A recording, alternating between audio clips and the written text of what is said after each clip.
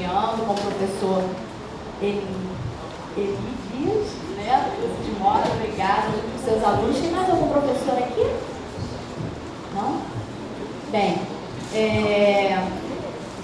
gostaria de pedir à Comissão de Formação Geral, os professores que fazem parte da mesma, para compor a mesa, né? Chamo aqui o professor Joaquim Humberto de Oliveira, que é o nosso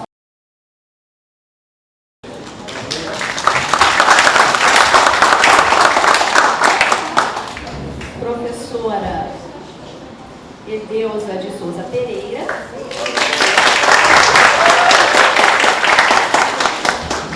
lembrando que o professor Joaquim é representante da Escola de Ciências Sociais Aplicadas, a professora Edeusa da Escola de Ciências da Saúde e a professora Lucimar Levenhati, que é da Escola de Ciências da Tecnologia. E eu sou a professora Tânia Amar, da Escola de Educação, né, que fiquei como mediadora dessa mesa de hoje. Tá? Então, a nossa palestra de hoje, para começar os nossos eventos de formação geral, e para passar até para vocês, né, o que é essa comissão, o que nós vamos falar durante o ano, deve ter sido passado para vocês alunos, esperamos nós, né, pelos professores de vocês, a necessidade dessa discussão de conhecimentos, né, de temas de formação geral. Então, a partir de hoje, na verdade, foi a partir do dia 8, né, que nós tivemos o início desses eventos com relação à questão de temas de formação geral, cujo grande tema esse ano foi escolhido cidadania. Tá? Então, vou passar rapidamente, antes da fala do professor Joaquim, esse PPT, para vocês darem uma olhadinha e a gente tentar pensar junto o que é essa proposta dessa comissão de formação geral, que não é uma proposta. Agora, vocês podem passar, né? Não faz. Como já chamei os professores, né? Essa comissão é formada por 4 professores, um representante de cada escola. Só para a gente pensar o objetivo dessa comissão, que é articular estratégias dos conteúdos, da inserção dos conteúdos de formação geral nas várias disciplinas de todos os cursos da instituição. Essa não é uma proposta só de nós, aqui presentes, né, nós, os 4 professores, é uma proposta da instituição. Nós fomos indicados, cada um de nós, pelos nossos diretores de cada escola, com a aval da reitoria, para discutir esses temas. Tá legal? Então, essa preocupação da nossa instituição vem de encontro aos novos modelos de educação vigentes, né? Onde a gente busca agregar valor social à formação técnica de cada um dos cursos que vocês fazem. A gente tem aqui o pessoal da história, o pessoal da moda, o pessoal da enfermagem, é isso? Quem mais? Pessoal do direito, logística e informática. Oi? Gestão ambiental. Gestão ambiental. Então, sejam bem-vindos para a gente, né, tentar traçar essas estratégias em todos os cursos das mais diversas áreas. Bem, o objetivo desta comissão é exatamente essa questão que nós colocamos aqui, que é sistematizar esses conteúdos para todas as escolas, apoiar os professores de vocês, alunos, na discussão, né, nas diferentes áreas desse tema tão importante para todas as áreas, independente, né, cidadania, hoje no mundo, né, atual. Formular essas estratégias para que a gente possa discutir esses temas em conjunto, em parceria, agregando as várias áreas, tá? E programar essas atividades complementares para vocês. Eventos, palestras, mesas, enfim.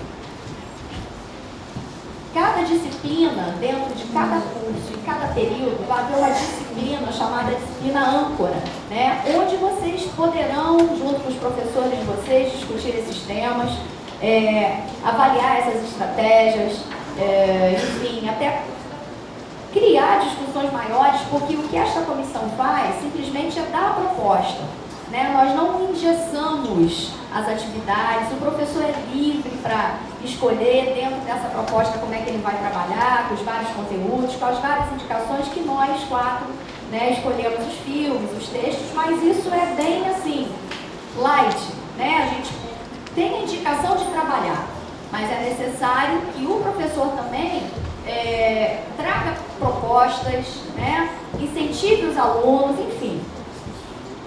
Essa disciplina, então, vai incorporar essa temática de formação geral nos planos de ensino de vocês, né? E as estratégias que em grupo, aluno e professor, podem discutir esses temas. Esse ano, nós pensamos em discutir, então, o tema cidadania, como a gente já falou aqui. Tá? Esse tema cidadania ele vai ser subdividido em campos temáticos bimestrais. Ele é um tema, digamos, guarda-chuva, onde vai abranger outros subtemas. Hoje, a nossa palestra do professor Joaquim é cidadania e exclusão social. Né? Mas, deixa eu só passar para cá para vocês verem os temas dos outros bimestres. Tá? Esse primeiro bimestre a gente está discutindo cidadania e exclusão social.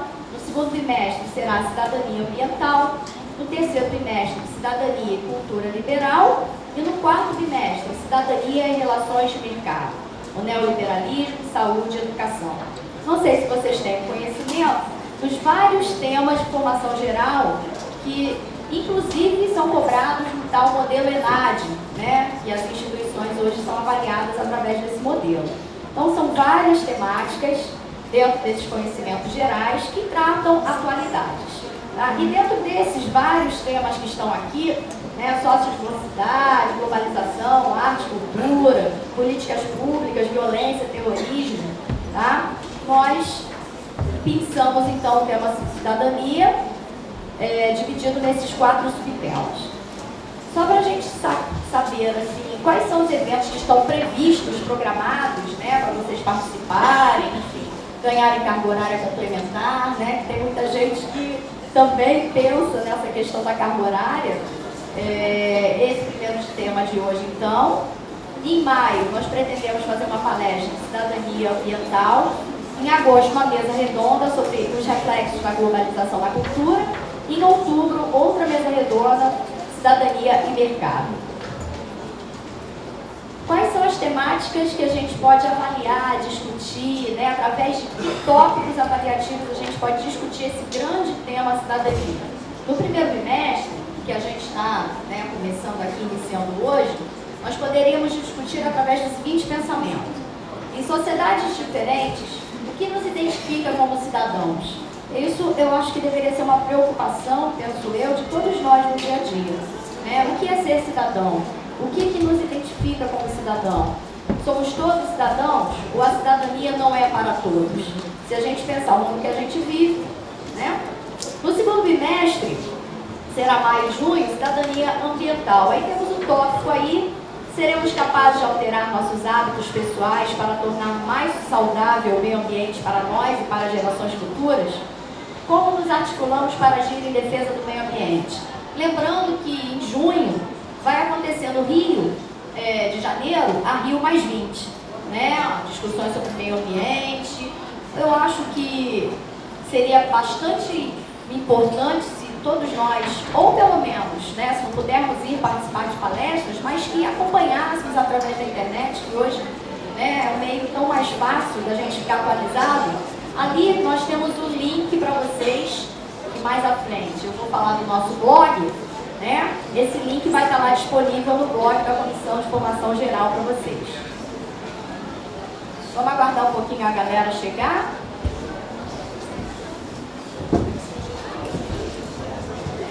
Lugar aí atrás? Tem algum lugar vago aí atrás, pessoal? Vamos aproximar? 60 pessoas. Meu Deus, tem lugar não.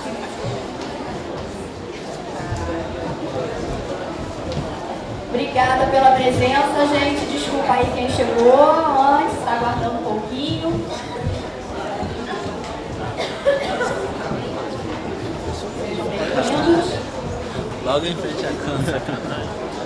Até segundo.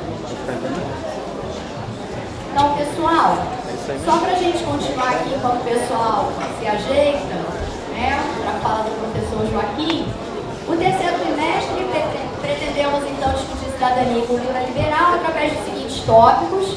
quais os efeitos da globalização na cultura, qual o cidadão que o mundo globalizado deseja, há lugar para as culturas locais no mundo globalizado. Cadê meu lugar?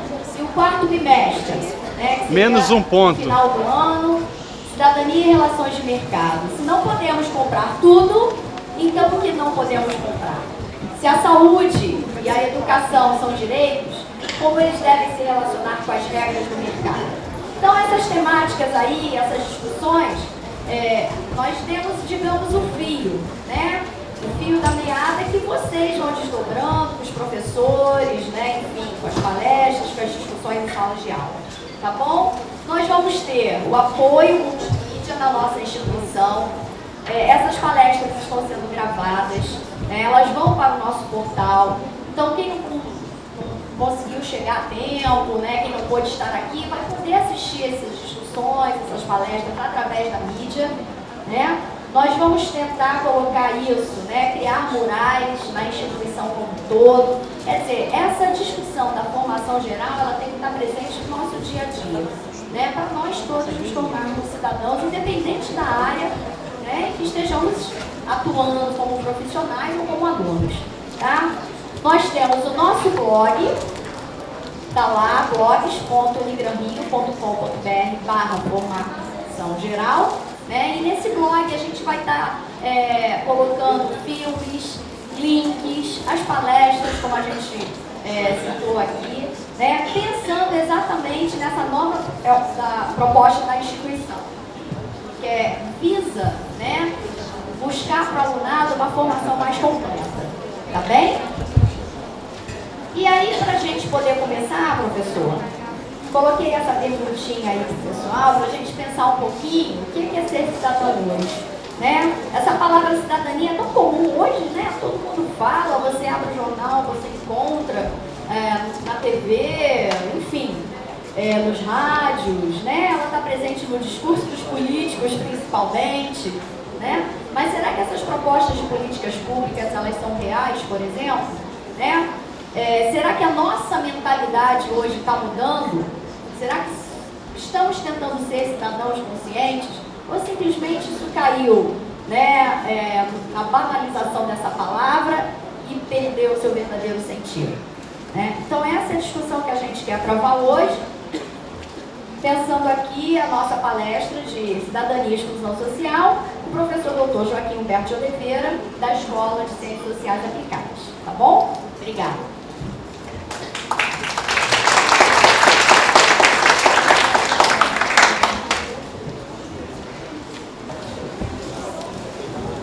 Boa noite a todos.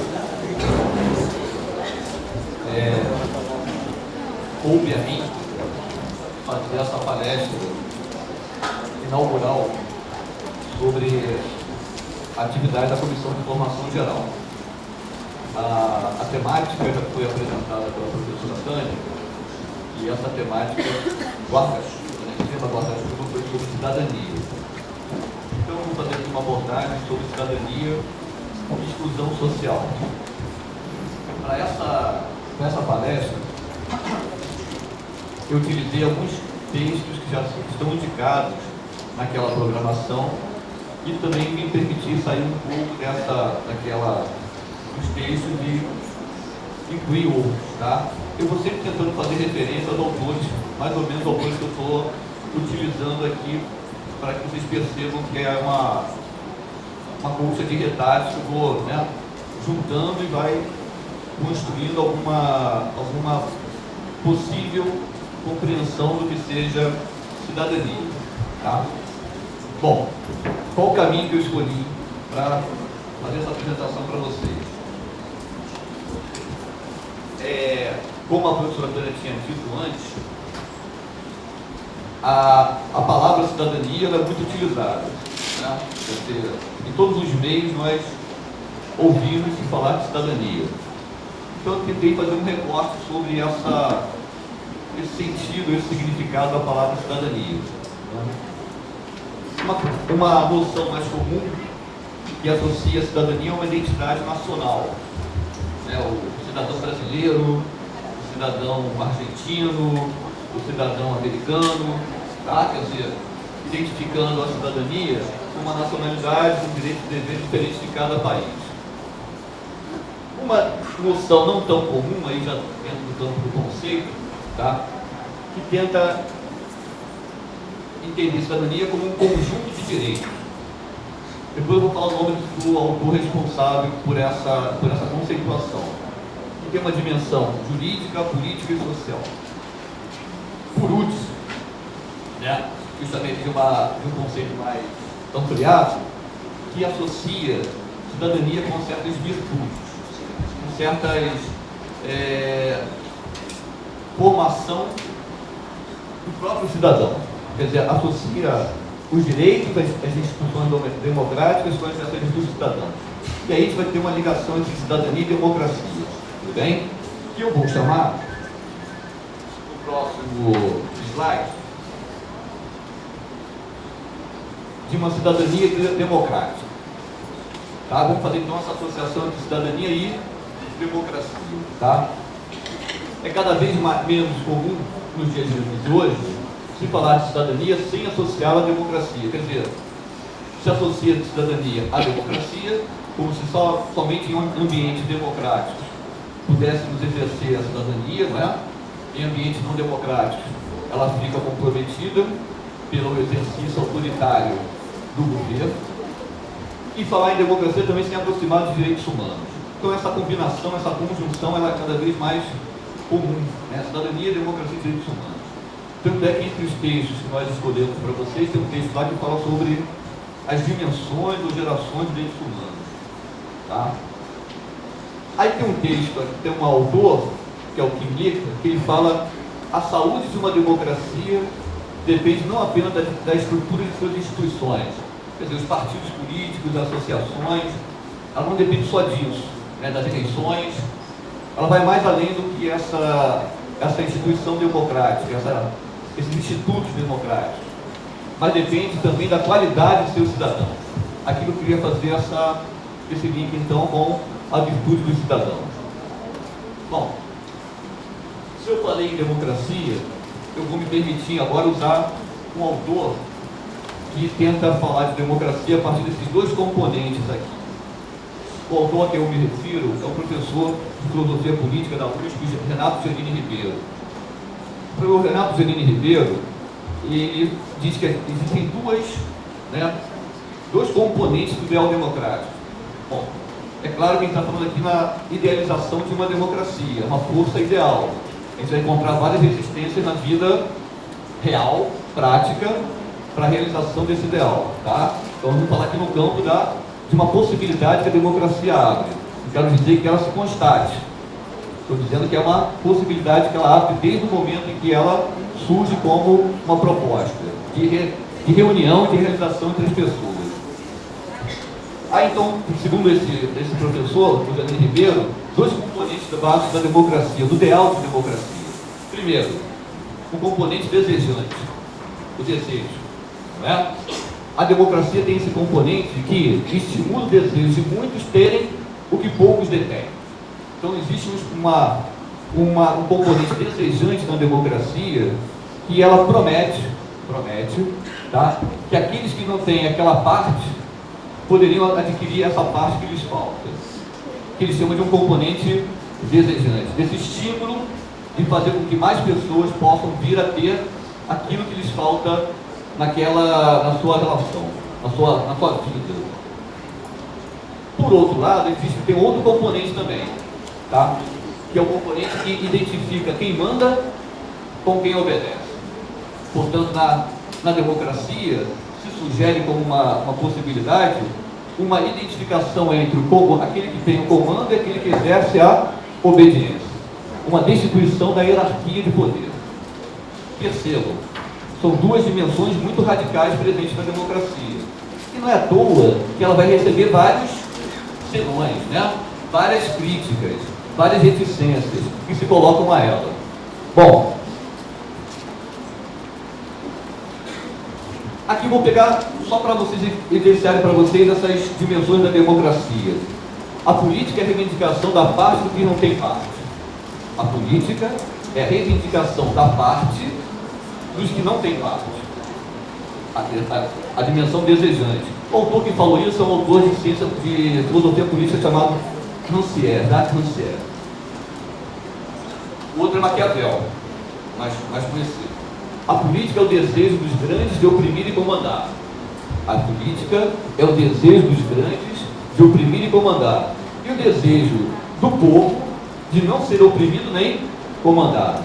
A gente percebe nessas duas dimensões da política os elementos básicos da democracia, né?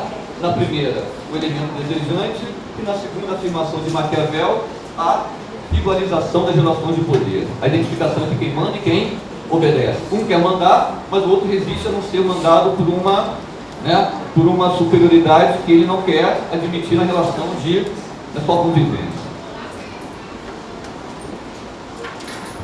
Bom, a cidadania e a democracia estão bem presentes uma questão presente desde a antiguidade, desde a Grécia Antiga. Não é? Essas duas características da democracia, aqueles elementos que foram apontados através do pensador Renato Celino Ribeiro, o desejo e o poder, essas duas características da democracia estão presentes desde a sua manifestação na Grécia Antiga no século V e IV a.C. Bom, isso eu já falei.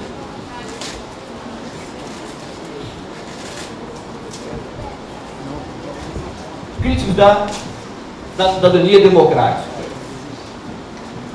Na visão conservadora, o risco dessa cidadania democrática é uma possibilidade desses muitos e também pobres, porque a democracia não tem só uma codificação, também tem ela abre a possibilidade daqueles destituídos de terem, né? Você lembra o desejo, né?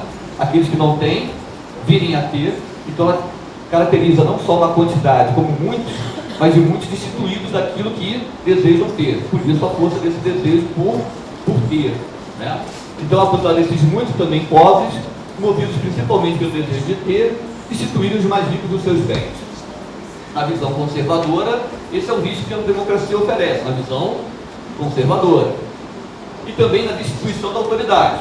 Então ela promove, né, um desejo, segundo a visão conservadora, uma ganância, e também promove o quê? Uma igualização nas relações de poder, nas relações de autoridade. Percebo que isso não precisa acontecer só na vida pública, isso também pode acontecer na vida privada. Hoje se fala muito da democratização das relações privadas. Por exemplo, né, um efeito disso foi a Revolução Feminina a partir da década de 60. A igualdade entre homem e mulher. A gente vai chegar lá depois, né?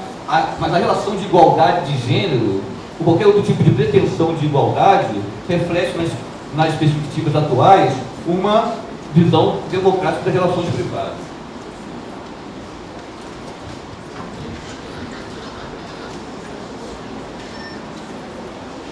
Bom, vou falar um pouco da minha área, tá? Eu dou aula de filosofia, né? Então, eu gosto de falar um pouco só para lembrar que eu dou aula de filosofia às vezes, tá? Vou falar de dois filósofos, o Aristóteles e o Platão. Dois filósofos que tinham muitas reticências à democracia, tá? Não à toa, não é? O Aristóteles identificava a democracia como um regime degenerado. Ele chamava de democracia a parte ruim da política, não a parte boa, certo? Ele dizia que ela se identificava como uma tirania. Aquilo que nós hoje convencionamos com qualquer ideal da política, né, é atingir a democracia, não só para o Ocidente, mas também como para o Oriente. Aristóteles via esse nosso ideal moderno com um certo cuidado, tá? Porque, segundo ele, ela prima pelo estímulo do desejo ganancioso. Bom, o outro também que critica é o Platão, que identificava naquela identidade de quem manda e quem obedece uma desordem. Para Platão, né, deveria ficar bem claro quem manda e quem obedece. Manda quem sabe e obedece quem é destituído desse saber. Para Platão, então, o poder era exercido pelos filósofos na concepção dele. O filósofo aí representa aquele que detém um conhecimento além dos demais, diferenciado dos demais. Bom, aí eu vou pegar uma citação, que é do Janine Ribeiro, para retirar um pouco essa visão negativa sobre a democracia e o desejo que ela estimula. Ele diz assim: o desejo de bens não precisa ser morais nem indecente. Isso é legal a gente depois pensar, não sei se hoje, mas talvez durante, né, nossas palestras, com a questão do consumo. Né? Quer dizer, vivemos em sociedades consumistas. Todo mundo é incentivado a consumir cada vez mais até, certo? Talvez a gente deva pensar, refletir, dentro de uma ótica cidadã, se há ou não um certo exagero nessa intensificação dos estímulos de consumo. Né? Quer dizer, o que o autor está dizendo aqui é que o desejo de bens não precisa ser voraz nem indecente, como afirmou lá o Aristóteles, uma ganância, né? Ganância não é uma virtude, ganância é um vício. Então ele identificava todo desejo como um vício. Mas talvez a gente possa olhar para esse componente desejante da democracia, claro, refletindo sobre a relação de hoje da cidadania com o consumo, né?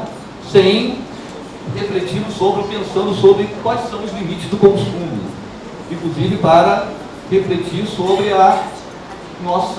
esse nosso desejo cidadão. Bom, o desejo de bens não precisa ser morais nem indecente.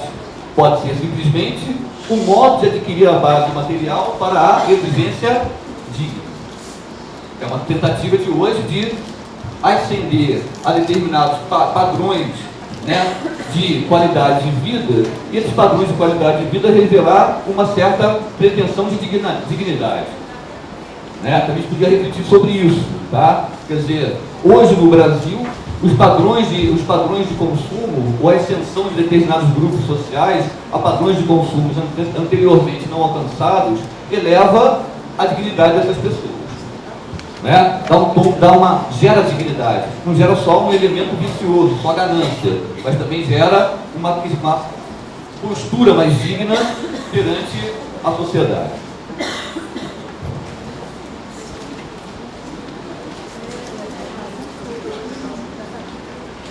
Estão chegando 30 cadeiras. Bom, acontece que ao chegar 30 cadeiras vai desarrumar o ambiente de uma certa maneira, né? Tudo bem. Bom, isso aqui está nos textos que a gente sugeriu para vocês. As 3 dimensões da cidadania moderna. Aí tem um teórico chamado Marshall, que vai falar na década de 50 dessas dimensões da cidadania moderna. A dimensão jurídica, a dimensão política e a dimensão social. Eles chamam isso de cidadania dos direitos. Né? Basicamente são direitos individuais, quer dizer, o indivíduo está resguardado de direitos que o Estado tem que proteger e garantir, direito à liberdade de expressão, por exemplo, direito à liberdade de escolha religiosa. Tá? Depois tem os direitos políticos, que além do indivíduo ter direito de se resguardar do Estado, o indivíduo também tem direito a participar desse Estado, não é? Através da eleição e de ser eleito.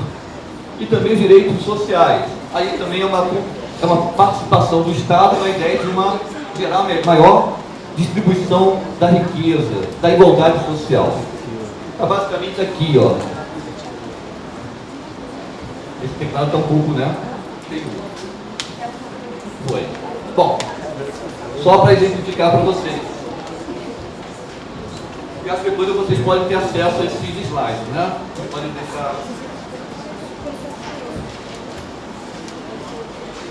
Bom, aqui só dá a simplificação disso. Vou passar, tá?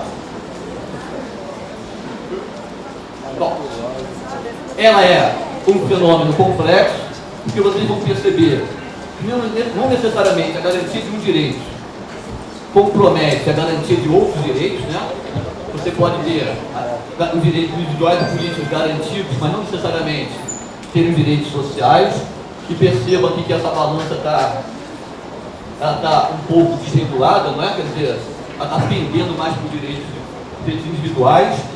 Eu acho que é uma situação atual do Brasil, não é? O Brasil pós-período ditatorial, quando se encerra o regime militar, o Brasil conquista a liberdade de pensamento, liberdade de voto, conquista a liberdade religiosa, né? Não é uma problemática tão presente na nossa sociedade como em outras, tá? Mas talvez a gente possa questionar se aqueles direitos sociais, que segundo aquele autor que eu mostrei para vocês anteriormente, que compõem a cidadania, como saúde e educação, a presença deles como reais direitos no Brasil, como estão sendo implementados no Brasil.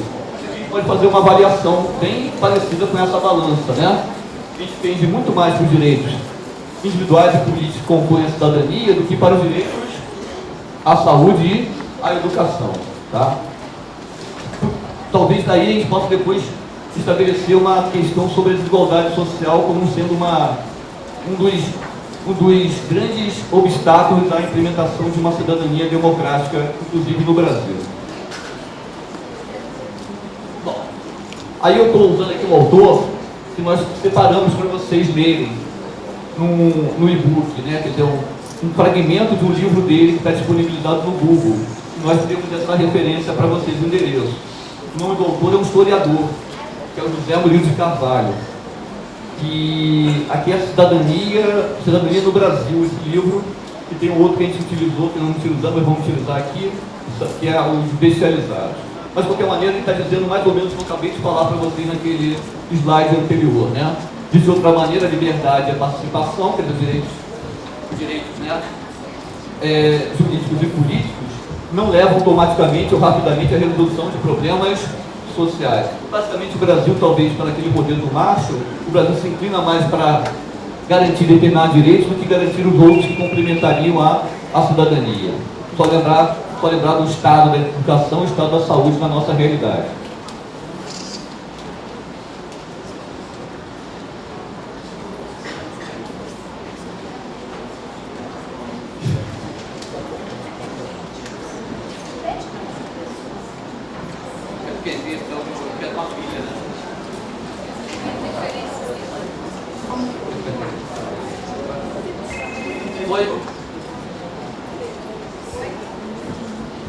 Bom,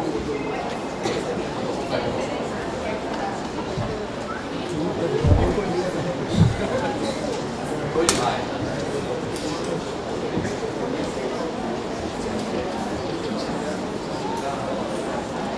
Espera aí, pessoal.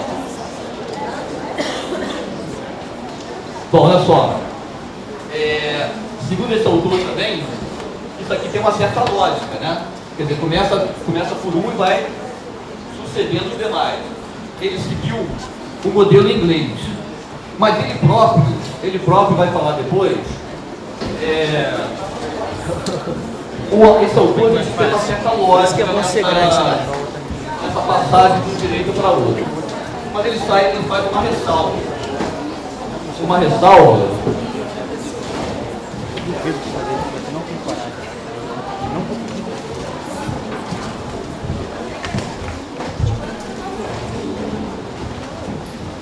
que a gente também pode guardar como uma lembrança ou uma questão. Diz ele: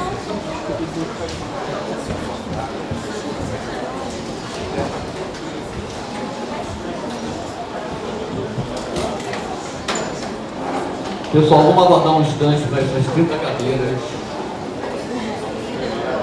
chegar.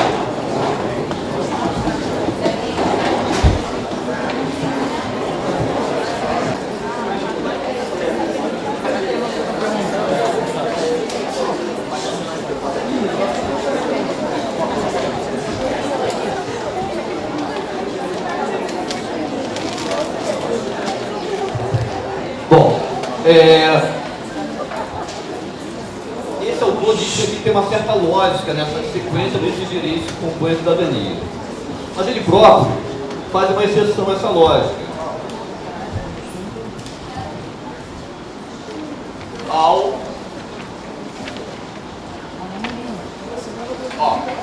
O próprio autor anota uma exceção naquela sequência de direitos. Porque a educação não é um direito individual nem um direito político, é um direito social. Tudo bem? Na sequência ali, a educação faz parte do direito social. Aí diz ele: no entanto, o próprio Marshall anota uma exceção na sequência de direitos. Trata-se da educação popular. Quer dizer, ele próprio anota e sublinha que há que se ter uma educação cidadã para construir, né, essa cultura cidadã. Tá certo? Ele fala, apontada como um direito social, a educação popular tem sido responsável historicamente pela expansão dos demais direitos. Apesar dela fazer parte de um direito social, diz ele que ela é o fundamento de toda essa identidade cidadã que se constrói. A ausência de uma população educada tem sido sempre um dos principais obstáculos da construção da cidadania civil e política. É uma frase do José Murilo de Carvalho, o que retrata que, né, o processo educacional é um processo que está inteiramente associado à questão da cidadania. Vamos lá. Voltando lá atrás, né? Quais são os elementos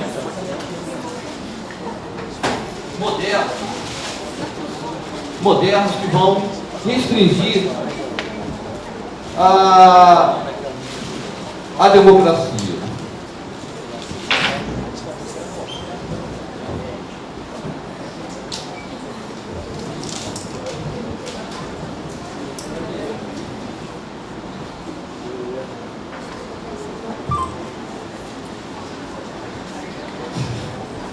A concepção moderna aproxima a cidadania da democracia.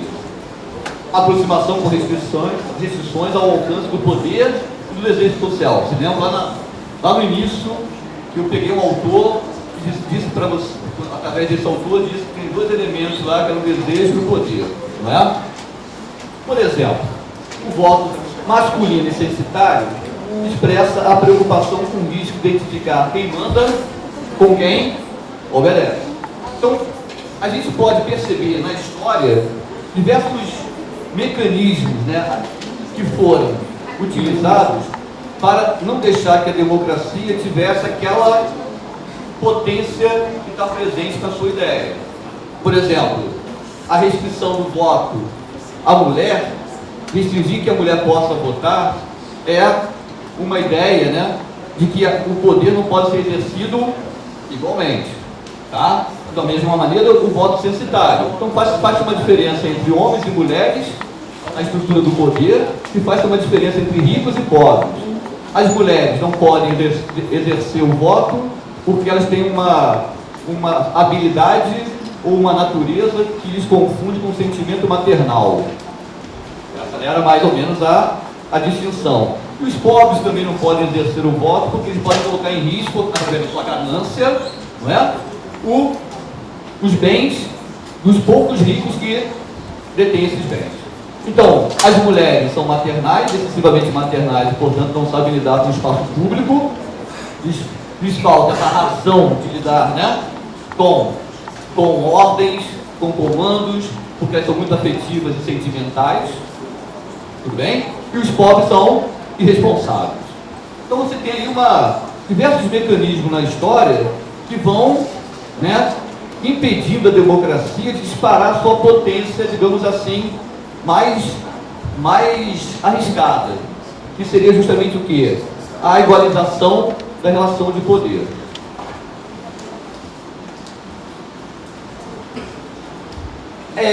Em relação aos desejos, a gente vai ter que, segundo alguns autores, quando os desejos, quando os direitos sociais surgem, eles vão surgir como interesses econômicos.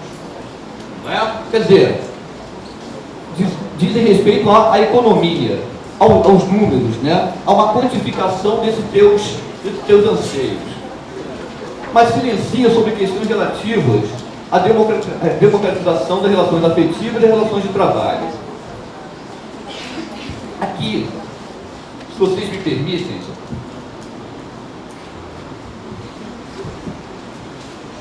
eu vou usar um outro autor. Esse autor, eu gostaria de não só apresentá-lo no slide, mas também de trazer para vocês algumas passagens dele para nós pensarmos o que ele está dizendo.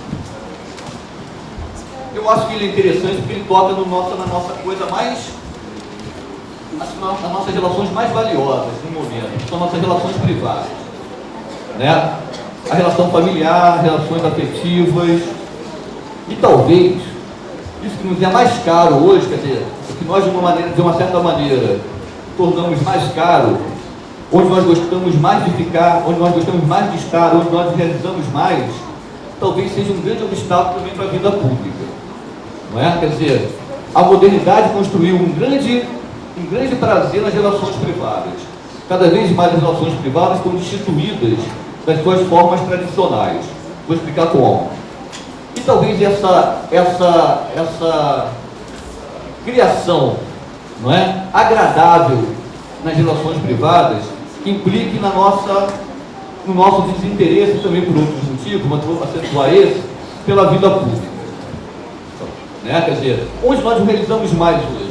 Talvez não seja numa comunidade de estranhos, como é a comunidade política, né? Mas seja na comunidade daqueles que não são próximos, os parentes, os amigos, né? As relações mais íntimas.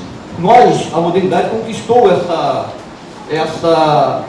grandes conquistas nas relações privadas, tornando-a muito mais interessante do que era antes, segundo esse autor. Vou ler para vocês ver se vocês concordam.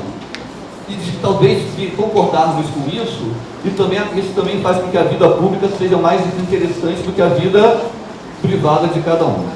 Dizer.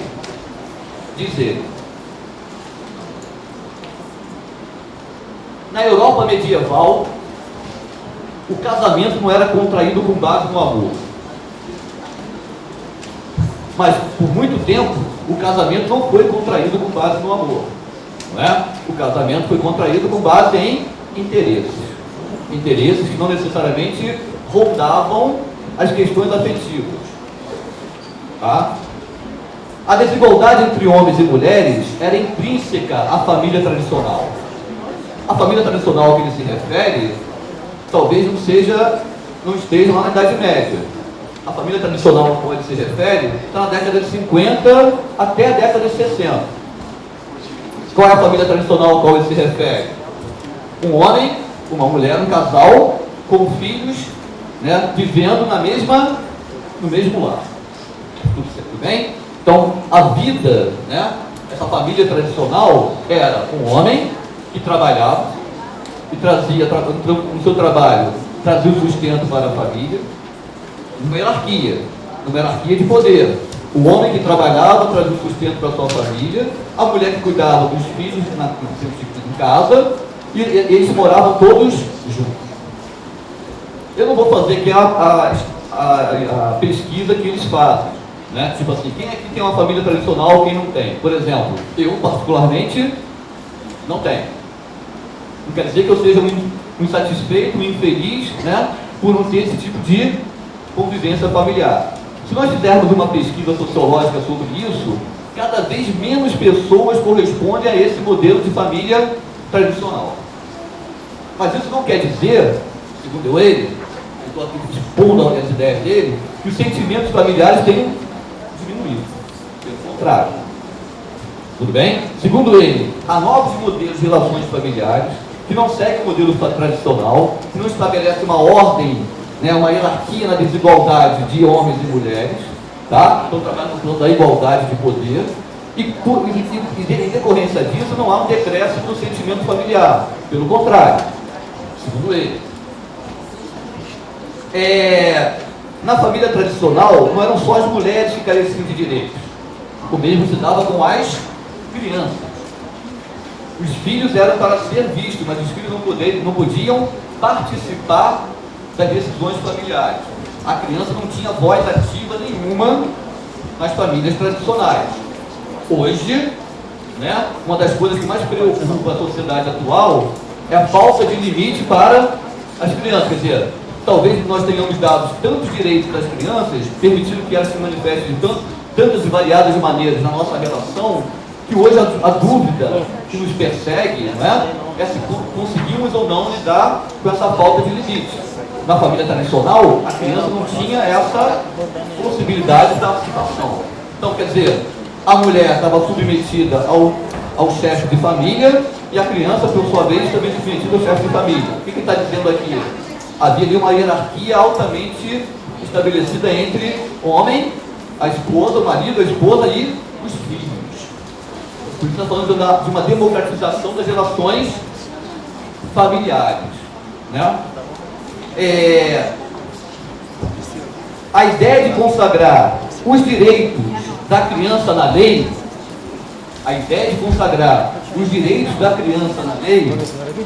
é, em termos históricos, relativamente recente.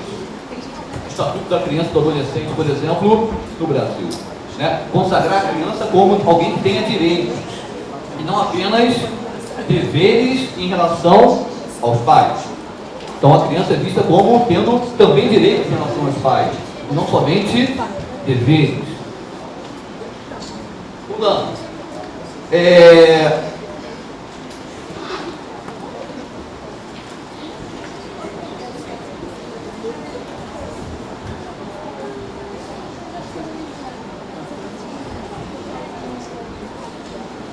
A separação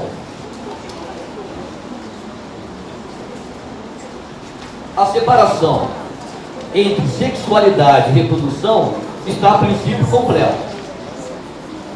Quer dizer, a sexualidade da mulher não está necessariamente confundida com a natureza, né? Uma tradição junto com a natureza. Quer dizer, a sexualidade da mulher não está a serviço dela, da sua reprodução como mãe. Era na família tradicional, talvez você encontrasse mulheres com 10, 11 filhos. Hoje, né, a compreensão que nós temos de filho, por vários motivos, ela passa a ser muito mais pensada e repensada.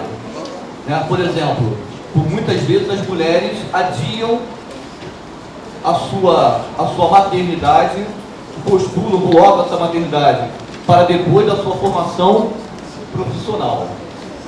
Não é? A ideia, um filho hoje também custa muito caro para a família. Antigamente o filho era um recurso, né, econômico para a família. Quer dizer, invertemos várias relações com a questão da criança e do filho. Pela primeira vez, a sexualidade é algo a ser descoberto. Pela primeira vez, a sexualidade é algo a ser descoberto, moldado e alterado. A ideia de que a sexualidade não é biológica. A sexualidade, ela é também uma possibilidade de exercermos uma decisão sobre ela.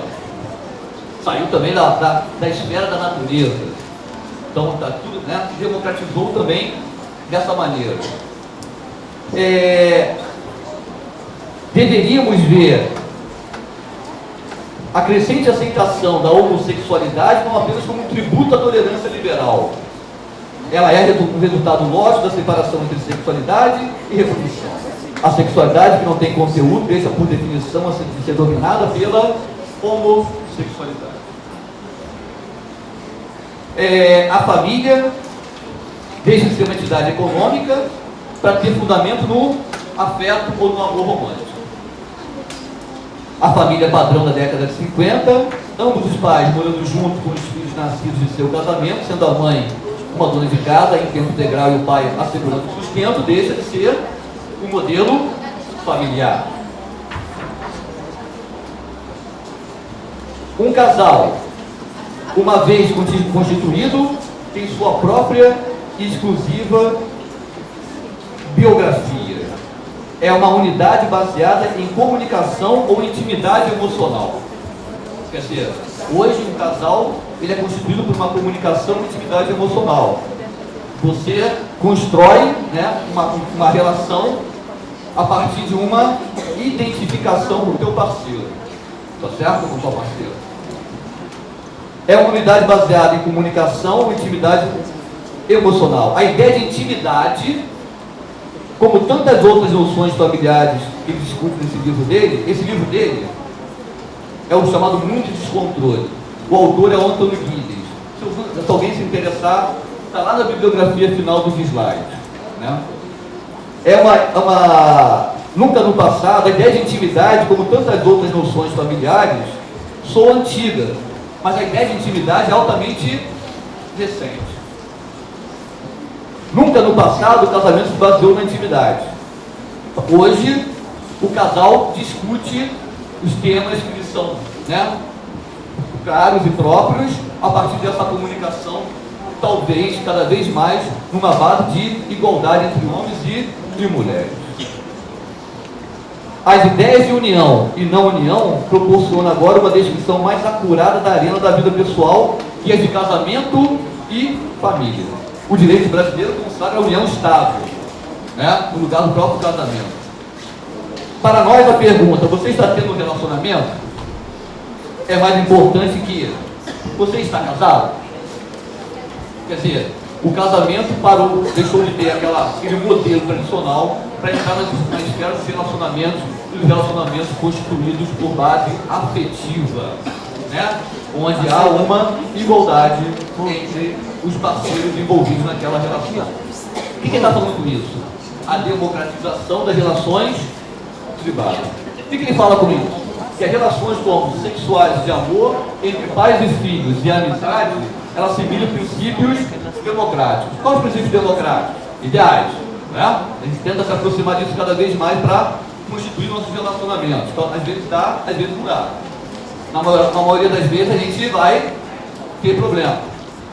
Respeito, diálogo, confiança e isenção de poder arbitrário. Respeito, que envolve transparência, diálogo entre iguais, confiança e isenção de poder arbitrário. O autor está assinalando para a gente, ou sinalizando para a gente, que a democracia está invadindo cada vez mais as nossas relações privadas. Ou melhor, que a democracia cada vez mais torna-se um ideal do que nós queremos alcançar nas nossas relações mais íntimas.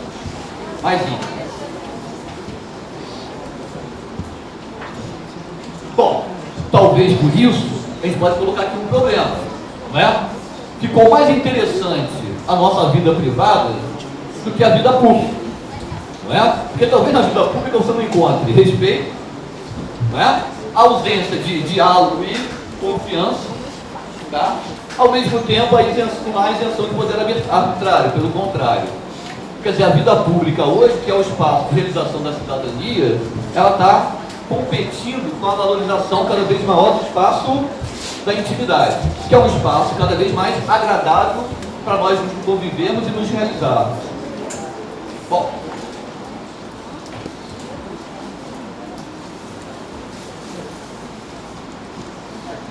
vou parar de falar sobre ele aqui, senão eu vou além. Deixa eu me arrumar aqui agora.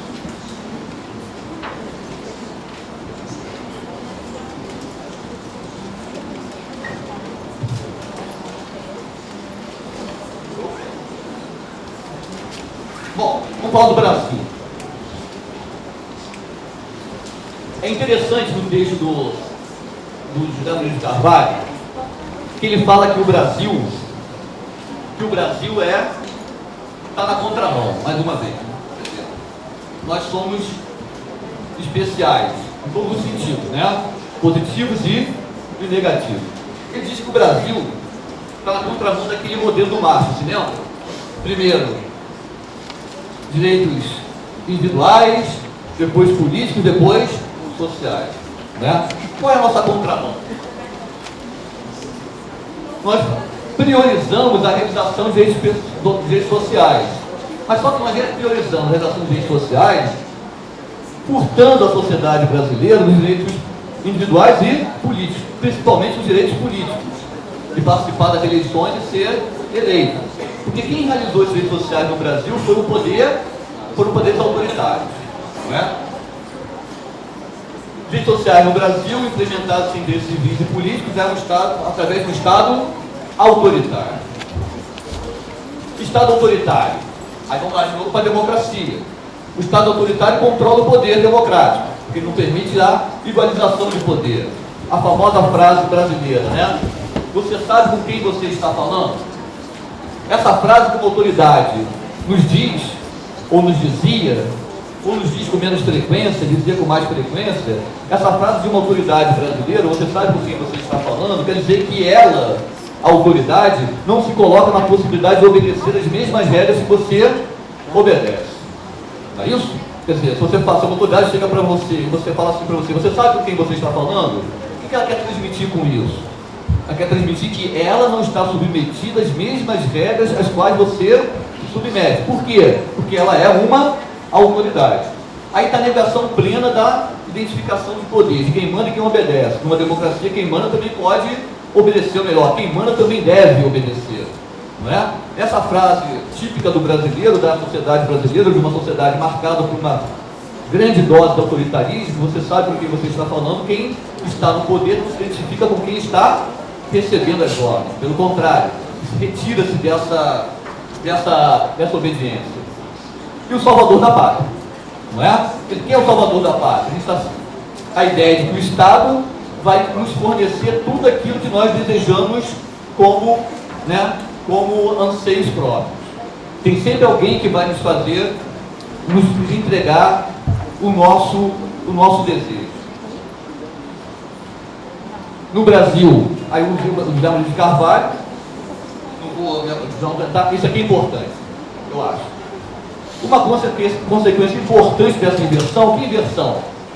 De que os desejos, ou os direitos sociais foram alcançados, ou são alcançados no Brasil, foram, por um grande tempo, pelo Estado autoritário, o que isso gera? A excessiva valorização do poder executivo em detrimento principalmente do poder legislativo. Existe um texto do Renato Giannini Ribeiro sobre as eleições do Brasil, que ele pergunta assim: por que o brasileiro não vota tão displicentemente para poderes, para órgãos do poder executivo? Vou dar um exemplo. Nós elegemos Tiririca para o legislativo. Talvez ele não tenha a mesma possibilidade de ser candidato, pode se candidatar, mas não vai ser eleito, se ele vier para o executivo. Não é? Quer dizer, esse comportamento eleitoral do brasileiro, para alguns analistas, sociólogos, o que isso reflete? Reflete que nós valorizamos aquele que tem o executivo, né? Que exerce o poder executivo e não o legislativo. Essa distância. Nós valorizamos mais quem tem o poder de mando do que quem tem o poder de criar leis. Quem tem o poder de comando do que quem tem realmente o poder democrático nas mãos. Quem tem o poder democrático na mão é o legislador. O legislador tem a criação das leis, o executivo manda. Talvez aquela ideia de nós adotarmos uma posição passiva frente ao Estado valorize esse tipo de comportamento eleitoral. São indagações que eu estou fazendo a partir desses textos para nós repensarmos a nossa questão cidadã, não é? Repensar a questão cidadã, repensar justamente a relação de comando e obediência. Talvez o nosso comportamento eleitoral nos caracterize mais como obedientes a um poder do que fazendo parte do poder. Né? Quer dizer, obedientes ao poder executivo do que fazendo parte desse poder legislativo. Segundo o nosso autor, que é o José Luiz Carvalho, essa valorização se confirmou com a vitória do presidencialismo sobre o parlamentarismo. Né? A ideia de um salvador da pátria por trás desse executivo forte. Esse José Luiz Carvalho, que também é o autor que a gente citou para vocês, colocou como referência, ele chama isso não de cidadania, ele chama isso de uma estadania, para fazer essa oposição. Quer dizer, o que é uma estadania? É uma sociedade altamente dependente do poder de uma autoridade, de um poder hierarquizado. Uma sociedade altamente dependente da realização dos seus desejos por parte do Estado, e não do legislativo, talvez. Pelo menos 3 dos 5 presidentes eleitos pelo voto popular após 45, Getúlio Vargas, Jânio Quadros e Fernando Collor, possuíam traços messiânicos. Lembra do Collor? Mais recente, né? Tá? Traços messiânicos, quer dizer, traços que vai salvar, né, todos da corrupção através de seus atos heróicos. Ele travejava o tempo todo isso. E era jovem, né? Confiava no seu heroísmo por ser jovem também. Esses traços messiânicos decorrem da percepção do executivo como salvador da pátria, e sintomaticamente nenhum deles levou ao término, nenhum deles levou ao término dos seus mandatos. Todos foram mandatos interrompidos. Aqui uma coisa interessante, que eu tirei de um livro chamado Política para Não Ser Idiota, que é do Renato Giannini Ribeiro e do Cortella. Idiota aí no sentido grego de idiota, né? O idiota é aquele que vive para si próprio, né? Quer dizer, tem um interesse por si mesmo extremamente demasiado para que não possa se interessar por nada além de si próprio. Tá? O idiota vem de idiotia do grego. O idiota é aquele que tem uma vida, né, levada para si próprio, uma vida para si mesmo, sem preocupação, sem poder perceber algo além de si mesmo. Tá? Então, política para não ser idiota, talvez seja, a ideia do livro seja uma maneira de furar, né, esse bloqueio, essa maneira de olharmos para nós mesmos e olharmos para o que nos cerca. Tá? Peraí. Aí ele fala assim, algumas coisas que eu achei interessantes. Se um brasileiro e um americano estiverem num confronto, o diálogo que travam tem um quê de insano. Porque enquanto o brasileiro diz, você sabe com quem está falando, lembra da frase? O americano vai dizer assim, quem você pensa que é? Olha só, o que está querendo dizer aqui para nós, né? O brasileiro diante de uma autoridade diante de nós, diz assim, você sabe com quem está falando? Quer dizer, você não tem a mesma, né? Eu não sou submetido às mesmas regras que você, eu sou uma autoridade. O americano vai olhar para essa autoridade e falar assim, quem você pensa que é? Para me tratar dessa maneira. Por quê? Porque talvez na visão do americano, talvez algumas coisas a gente pode aproveitar deles, né? Talvez nem tudo, mas algumas coisas a gente aproveita. Na visão do americano, aquele que quer exercer uma autoridade em relação a você é um cidadão que paga imposto como ele. Aí ele pergunta, quem você pensa que é para me tratar dessa maneira? Eu sou um cidadão igual a você, eu pago imposto nem você. Então ele não se exclui dessa condição de ser um cidadão que paga imposto e contribui para reforçar aquele elo de cidadania. Nós, talvez brasileiros, submetidos a esse processo histórico de um grande autoritarismo, a gente indaga assim, você sabe com quem você está falando? Quando uma autoridade se dirige para nós, ou ela se dirige para nós, né? Ela pergunta, se você sabe com quem você está falando, quem é você para não fazer o que eu estou te mandando fazer? O brasileiro se coloca na condição de beneficiário do Estado, estou tirando um trecho do livro, né? Beneficiário do Estado, aquele Estado paternalista, né? Exercido por uma figura messiânica do Salvador da Pátria, que foi aquele que realizou os realizou nossos direitos sociais, que de uma certa maneira nos deu, né, o pouco de desejo que nós queríamos na democracia, quando confrontado com um agente de Estado. Eu sou cidadão, eu pago imposto, no caso do americano. Transporte público, também está no livro, eu achei interessante. Ele fala assim, transporte público, direito do cidadão, dever do Estado. Né? Aí o autor também vai refletir sobre essa frase. Aí ele fala, a intenção desse slogan pode ser ótima. Legal, né? A autoridade vai nos conceder um transporte público. A autoridade vai nos conceder um transporte público. Mas ele fala, a intenção desse slogan pode ser ótima, mas indicava que o Estado deve dar aos cidadãos determinadas coisas, e não que o cidadão deve construir o Estado que forneça tais coisas. Quer dizer, eles estão fazendo uma análise das maneiras como se expressam, né, as inspirações políticas, a própria política, fazendo que nessa frase aí tem uma conformidade embutida nela. Tipo, nós damos para vocês aquilo que, né, nós pretendemos dar. Reforça uma ordem, parece que não, mas talvez pela análise deles, reforça uma relação autoritária.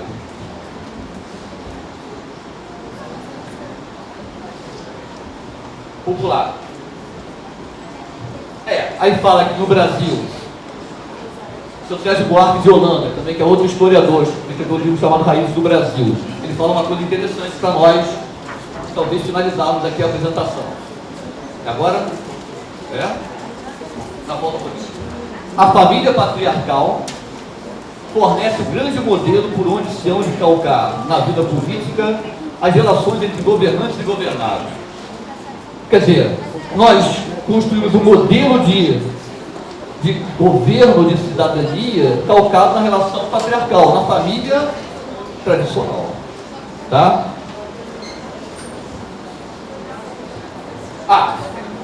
Já falei sobre isso, né? Aquela pergunta que a gente faz assim, quem que eu votei mesmo nas últimas eleições? Se eu fizer uma enquete aqui também, para deputado, vocês podem se esquecer, para vereador, talvez, não é? Agora, para presidentes, governadores e prefeitos, a nossa memória é muito mais, né? Muito mais atuante. A gente pode se lembrar para quem que a gente votou para presidente, para quem que a gente votou para governador, para quem que a gente votou para prefeito, cargos executivos. Mas talvez a gente não se lembre, né? Para que deputado que eu votei mesmo? Para que vereador que eu dei meu voto? Talvez esse esquecimento não seja só um esquecimento. Talvez esteja aí comprometido, esse esquecimento seja comprometido com todas essas questões que a gente está tratando aqui da hierarquização de comando na nossa sociedade brasileira, que impede a realização plena de uma cidadania. Tá? Bom,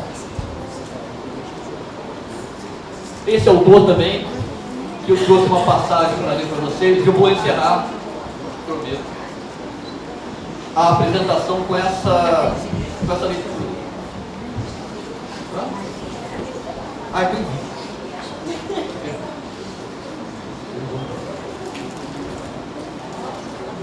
O título do livro, também indico o livro. Eu faço aqui um monte de propaganda de livro, né? Mas não ganho nada com eles. Do Michael Sandel, chamado Justiça, o que é fazer a coisa certa. Vou ler aqui uma passagem dele, e para nós depois também refletirmos sobre isso. Né? Ele fala assim: a desigualdade corrói quem está errado, tá, pessoal? A desigualdade corrói a virtude cívica. A desigualdade que ele está falando é a extrema diferença entre pobres e ricos. Né? Por que essa desigualdade, essa exclusão social, que é o nosso, na verdade, o tema da palestra, né? O tema do bimestre, por que ela destrói essa virtude cívica, ou corrói a virtude cívica? Um ambiente de convivência com outros que são estranhos a nós. Né? Eu acabei de falar para vocês que nós valorizamos cada vez mais nas nossas vidas a convivência com pessoas que não são próximas. Mas por vários motivos nós desconfiamos e não temos o mesmo interesse em estabelecer convivência com estranhos a nós. Nem reunião de condomínio mais, né? Tá? Mas ele fala assim, claro, vamos fazer as devidas adaptações. Ele está falando para os Estados Unidos, tudo bem? A gente pode fazer devidas adaptações para o Brasil. Ele fala: um fosso muito grande entre ricos e pobres enfraquece a solidariedade que a cidadania democrática requer. Eis como, então ele vai exemplificar. Quando a desigualdade cresce, ricos e pobres levam vidas cada vez mais distintas. Não é? Muita desigualdade, os ricos vão ter uma vida altamente distinta da vida daqueles que são pobres. O abastado manda seus filhos para escolas particulares, deixando as escolas públicas para os filhos das famílias que não têm alternativa. Ele está falando dos Estados Unidos. Né? Uma tendência similar leva ao afastamento dos privilegiados de outras instituições e de outros serviços públicos. Então, quer dizer, o que ele está dizendo? Que os serviços públicos vão ficando abandonados, né, na sua qualidade, para serem usados pelos mais pobres. Quem tem recursos não vai utilizar o serviço público. Os hospitais, a educação, vai utilizar os serviços privados. Então você faz aí um fosso entre, né, quem tem muitos recursos e quem tem escassos recursos. Academias privadas substituem os centros recreativos e piscinas comunitárias. Os empreendimentos residenciais de alto padrão têm segurança própria e não dependem tanto da proteção da polícia. Um segundo ou terceiro carro acaba com a dependência do transporte público. Então, se a segurança vai mal, não é? O muito abastado promove o seu serviço de segurança. Se o transporte público vai mal, coloca 3, 4 carros na família. E assim por diante. Os mais ricos afastam-se dos logradores do serviço público, deixando para aqueles que não podem usufruir de outro tipo de serviço. Isso acarreta dois efeitos negativos: um fiscal e outro cívico.